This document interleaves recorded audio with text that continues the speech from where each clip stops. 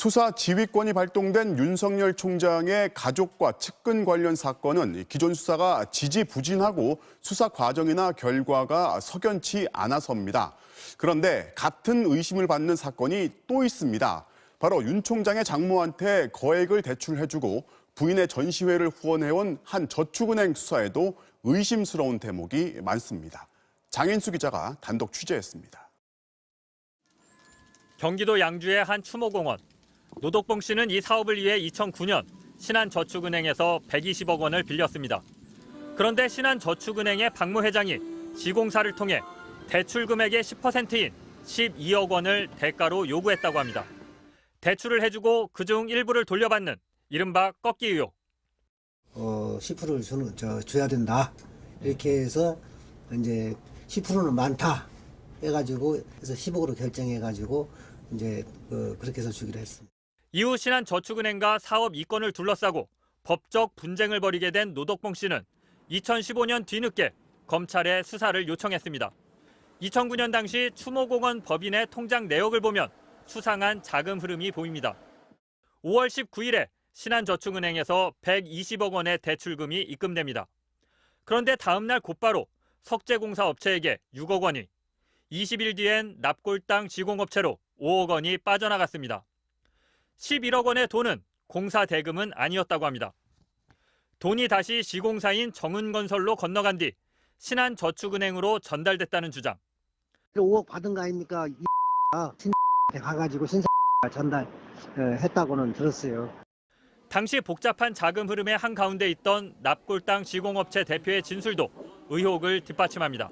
이 대표가 이제 계약을 조건으로 저한테 이제 통장을 하나 좀 만들 수 있겠느냐 그래서 네 만들어 드리겠습니다. 그래서 만들어 주고 나중에 이제 저희가 통장을 우연치 않게 이제 확인하게 됐는데 거기에 이제 5억 중에 4억을 인출한 거를 확인했죠. 수표로 인출한 거예요. 차명 계좌를 통한 불법 비자금 조성 의혹. 검찰도 수상한 거래를 파악하고 있었습니다. 검찰에서 의정부 지청이라면서 전화가 왔었어요. 제가 만들어준 사실이 있다. 그것만 확인하고 추후에 추가 조사는 없었습니다. 수사를 요청했던 진정인들은 당시 검사와 수사관의 대화 내용을 기억하고 있었습니다. 이 통장 좀 한번 까봐.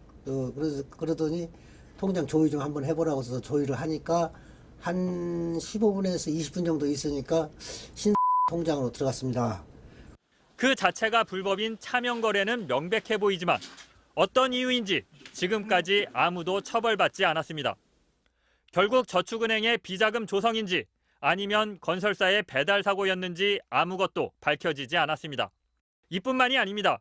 2011년 저축은행 부실대출 사태 당시 검찰은 합동수사단을 만들어 저축은행들의 오너 여러 명을 각종 비리 혐의로 구속 기소했습니다.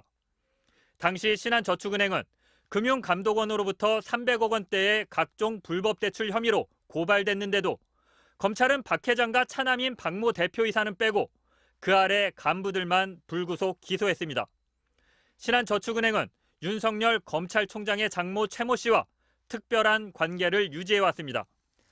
최 씨에게 2013년 도촌동 땅 구입자금 48억 원 등 3년 사이 126억 원을 대출해 줬습니다.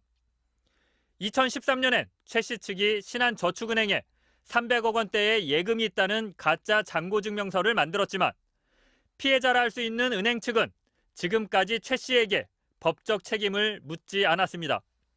신한저축은행은 2016년부터 2019년까지 3차례에 걸쳐 윤 총장의 부인 김건희 씨 측이 주최한 미술 전시회의 후원자이기도 했습니다.